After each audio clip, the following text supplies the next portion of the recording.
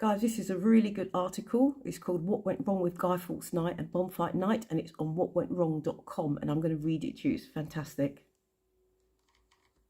So just bear with me and listen to this. I will leave the link as well as usual, but I'm just going to read it.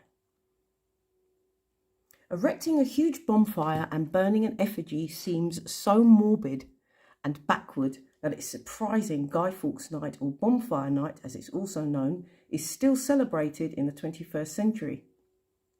I assume that most people are too busy chomping on a toffee apple as they stare at a crappy fireworks show to be concerned with what they're really commemorating. For those who don't know, Bonfire Night is a celebration of the torture and eventual death of Guy Fawkes, who is the main culprit and failed assassination attempt of King James of Scotland, aka King James I of England and Ireland.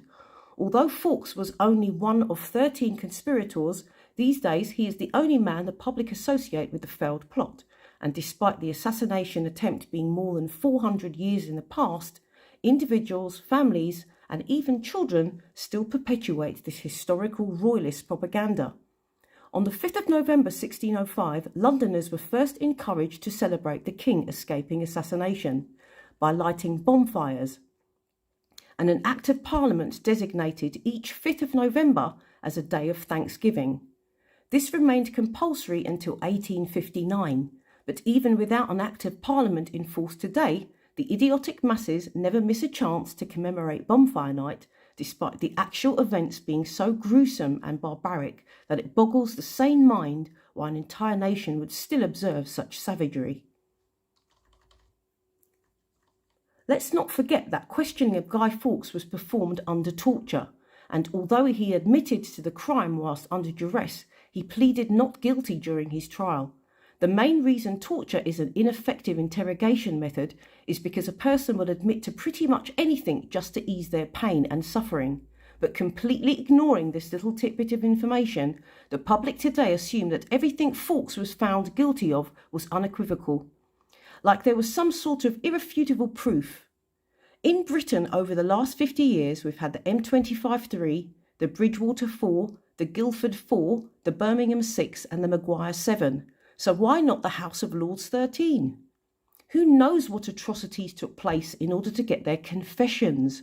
For all we know, they were all not guilty. After their so-called admission of guilt came the so-called trial. But when the case commenced, the outcome was never really in doubt, and all of the defendants were found guilty of high treason. And what was their punishment, you ask? That each of the plotters would be drawn backwards to their death by horse, their head near the ground, their genitals would then be cut off and burnt before their eyes, and their bowels and hearts removed. They would then be decapitated and dismembered parts of their bodies displayed for the public to see. How completely balanced and rational. Not that Guy Fawkes was trying to do away with monarchy itself. The group were planning to assassinate King James I so they could restore a Catholic monarch to the throne. But it's simply moronic for ordinary folk to celebrate the life of a king who once wrote in his book, The True Law of Free Monarchies, that kings are higher beings than other men. Not only did James think that the royals were superior to commoners, but he also started witch hunts in England and supervised the torture of women accused of being witches. But for all his talk of being higher and better, this prick suffered from arthritis, gout, had a stroke, and in the last year of his life he drank heavily and lost his teeth. With great flawless genes he must have had. What great flawless genes he must have had. I bet he was a surprise when he didn't ascend to fucking heaven. It's not like James was the most popular monarch ever. This is proven by the fact that in the first year of his reign, there were a couple of other failed assassination attempts too.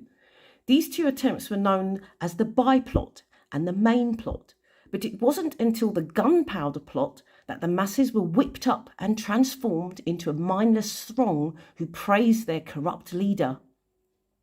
I guess all it takes to make the public bow to a dictator is a bit of scaremongering. Sound familiar?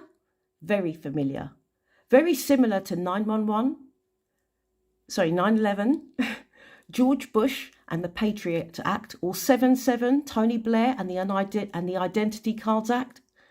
After the Gunpowder Plot, Parliament passed the Popish Rescussance Act, which required Catholic citizens to take an oath of allegiance. The whole plot seemed very conspiracy-esque to me. Apparently, the plotters secured a lease to a crypt beneath the House of the Lords, and FAWKES was then placed in charge of the gunpowder they stockpiled there. Then, after receiving an anonymous letter, the authorities searched Westminster Palace and found FAWKES alone guarding the explosives. How convenient! And whilst on topics of conspiracies, the Earl of Salisbury did use the Gunpowder Plot to extract higher subsidies from Parliament. I guess money is always a cause of a byproduct of terrorism, assassination and false flags. Imagine if every July the 7th British people made 4 effigies, placed them in a wooden tube-like structures and burnt them. Or if Americans burnt 19 effigies every September the 11th until the year 2291 and beyond. Actually, this non-event is more like the Americans shooting an effigy on March the 30th to celebrate the failed assassination attempt of Ronald Reagan. Bonfire Night is such an insane and bizarre ceremony. Who knows why, as a nation, we're still commemorating the mass hysteria and bloodlust of a brainwashed society more than 400 years ago. Guy Fawkes, the last man to enter Parliament with honest intentions. This is such a great piece, because I was just thinking to myself, you know, the stories about it. I thought, I'm going to look into this, because we just know that it's that he tried to blow up the House of Parliament and he failed, and that's why we celebrate. There's so much more to this story, guys. And this is a massive, this is a very, very early on, a false flag. One of the first ones that they've done, and they've got us celebrating it, and it's all twisted. So the 5th of November has actually become a day for me, because 27 years ago, my dad passed away on this day. So when I see the fireworks going off, it has changed this day for me. But then knowing the true story of what they've got to celebrate, how they tortured these, how they killed these guys, it's disgusting. What they did to these men, and they set Guy Fawkes up. They put him in charge of looking after the gunpowder, and then they went down there and arrested him and said he was trying to do this plot to blow this thing up. And that's when the people took to it, and that's when things changed. So they tried a few things beforehand, and then this thing stuck. And we're still celebrating it today.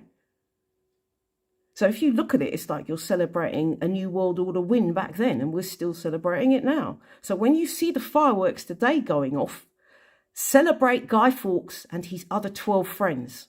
You've got Bates, Robert Winter, Christopher White, Ian Wright, Thomas Perry, Guido Fawkes, Robert Catterby and Thomas Winter.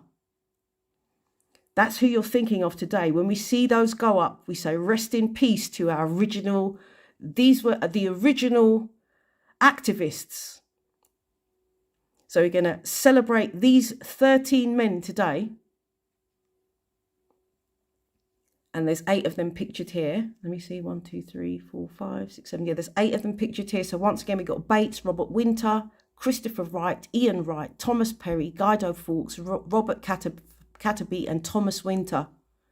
Every time you hear some fireworks going off tonight, think about these people, and I'll be thinking about these people and my dad as well.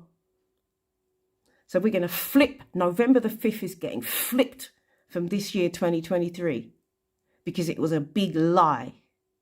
And we don't celebrate lies. And as activists, we stand in truth. So that's what you're doing tonight. Every time you hear a firework pop, think of one of these people. And I'll be thinking of one of these people. Big it up, Guido Fawkes, and big up my dad as well. Rest in peace. Peace out, guys.